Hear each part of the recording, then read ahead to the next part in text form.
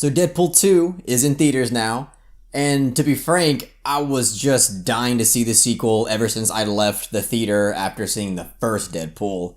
This is no way to win Gita's heart back. I'm so proud of you. Drop Bandu off, safe and gentle-like. Kill him, and then win Gita back. The old-fashioned way with your boyish charm. Kidnap her. I haven't really got to talk a lot about my feelings towards the first Deadpool on this channel just because I don't tend to talk about superhero movies on this channel very much. Again, I'm going to reiterate, I mean, most people who watch this channel already know that I am not the biggest fan of superhero movies. So, when I went to go see Deadpool when it first came out, it was just like the movie was just like preaching to me. It was just totally, making fun of everything that I just hate about superhero movies and just having a blast with it all. And it was hilarious, it was satirical, it was self-aware, it was everything that I hoped that film was going to be. And, with this sequel, I was hoping that it wouldn't lose its steam. I was a little nervous going into this film because, it is a sequel. And like most sequels, they're usually lacking, at least compared to the first one. And I was hoping that this film would deliver the same kind of energy. And thankfully, it does. It really delivers everything that you would want out of this film. Before I start really diving in to how much I really like this film, I think I should just go ahead and get the criticisms out of the way. To just start, I just think that the first act to this movie, the way it started, I don't think was as strong as the first film. Because, in the first film, it starts out with that just excellent slow motion in the middle of a giant crash scene, as it's just kind of like going through the entire scene in slow motion as the music's playing.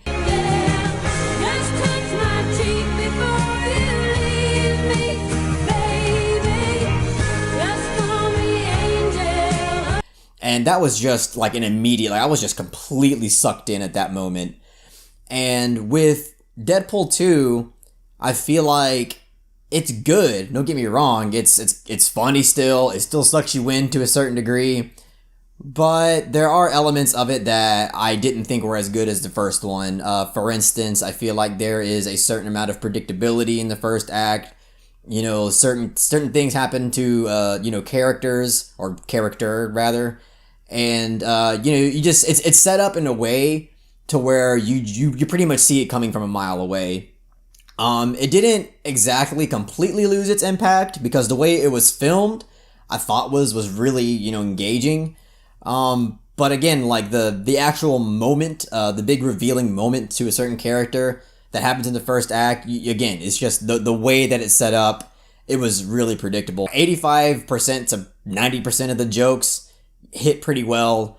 But this movie is packed with so many jokes. Literally every 5 seconds there's a joke. You can pretty much time it. Every 5 seconds there's somebody making a joke. And that's fine, but when you make your film like that, you're setting yourself up to have some misses.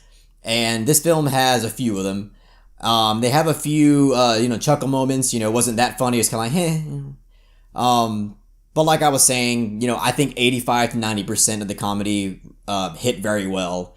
And, I just find myself just laughing to an insane degree, the same way as I was laughing in the first one.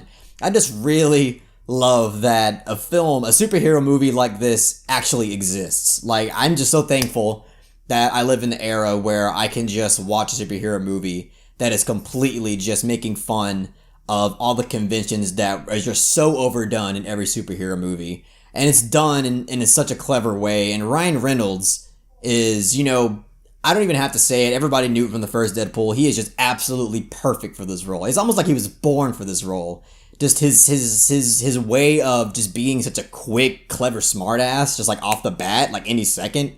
It's just so satisfying to see because that most of the shit that comes out of his mouth is either gonna amuse the hell out of you or it's gonna make you just shit your pants in laughter. There are a good handful of moments in this film where I was really laughing so hard to the point where I was questioning myself because I'm like, dang, is this really that funny? Or am I just going crazy? But I think it was really that funny, and it's so clever in certain aspects. Of course, it's silly and stupid. There's moments in this film that are just so stupid. Like, you're just like, oh my god, like, they did that. Holy shit, that's retarded. But, you know, again, this film's not trying to be a masterpiece. It's obviously just a funny, you know, kind of stupid superhero movie that's just making fun of superhero movies. And I couldn't ask for anything more than that. And just like the first Deadpool, this movie does try to pull off some serious moments. And I think they work, but they don't really work all the way. But I don't think that they were trying to make it work all the way, because there's literal jokes, like, just like sprinkled in the serious parts. So, you know, it wasn't trying to, you know, really like get you engaged in that dramatic moment. At least I don't think. But in the first one, there actually were dramatic moments in that film that I actually felt. And I was just truly sucked into what was happening. As far as the characters go in this movie, I really liked all of them. I don't really have a problem with any character that's in this movie. I found all of them pretty enjoyable, and they serve their purpose pretty well in the film. You know, I guess we can start with T.J. Miller's character. And honestly, he was pretty great in this movie. He's pretty good for this role, if you ask me. I found most of the shit that he says pretty funny. Not all of it is gut-bustingly hilarious, but it's funny. Most of it is actually funny. I know some people might disagree with that. You know, they probably say that T.J. Miller's character is just annoying and obnoxious and stupid and repetitive. But you know, I don't think so. I thought it worked for the most part. And of course, I'm just talking about the T.J. Miller in this movie, not in different movies where he is just actually obnoxious and annoying and repetitive. That's when I said, you know, I just want to tell you, you really are one of the best at what you do. You're the best at what you do, but you're one of the best directors that's ever lived. It's incredible. Almost. Yeah. I thought Josh Brolin as Cable was pretty damn great. The way his character unfolds in the film, I really didn't see coming. And I thought his character was pretty well written for the most part. And again, just Josh Brolin, you know, that dude's a good actor. He can, as we've seen him in other superhero movies like The Avengers, he's playing Thanos, however the fuck you say it, and he's good at it. I don't know what else to say. He's good at what he does. And the team that Deadpool acquires to go do a certain mission in this movie, just what happens to the team is just it's so funny. Like, I'm actually like chuckling just from thinking about it. Like, what happens to them is just so outrageous and just so silly and kind of ballsy too. I didn't really think they were gonna go that route with that, but that was pretty funny. Domino was in this movie, and I have to say, she was badass. Like, she was great in this movie. Again, I'm not the biggest superhero fan, so I don't know who this chick is, but all I know is that she was good in this movie. And the way that, you know, her superpower is luck, right? And spoiler alert, superpower is luck. Whatever. Most people have seen this movie. Fuck off. The way they filmed that, like her sequence of showing how her luck contributes to her actual superpower, that was like just like cinematically intriguing to watch. And I know that there was a lot of effort put in to how they were going to portray that. And it was great. I watched this film twice, and it was really awesome to be able to see that scene again. The kid in this movie that calls himself Fire Hands, I really enjoyed his character. I thought he was really just... The thing is about his character is that he had just his certain outlook and his personality. The way that he just views himself in the world is just hilarious. This is the things that come out of his mouth based on his perspective is just so outrageous and silly, and you just can't help but laugh at it. Not because what he's saying is just like funny and clever, just because it's just funny to see someone with that outlook say the things that he does, if that makes any sense. Now, the aesthetics for this film, they're great, but they're not perfect. The editing in this film kind of brought me out at times, because I feel like sometimes it would cut like obnoxiously for no reason. There was no need for the film to cut and jump to a certain thing, but it would. And some of the action sequences, the way it was chopped up, it wasn't the best. You know, again, it's not terrible. I still thought it was pretty good, but it was a little sloppy enough for me to realize it. And some of the CGI isn't the best either. Like, there was plenty of moments in this film where I'm like, that's obviously, whoa, that's definitely CGI. But it's again, I heard this was a fairly low budget film for a superhero movie.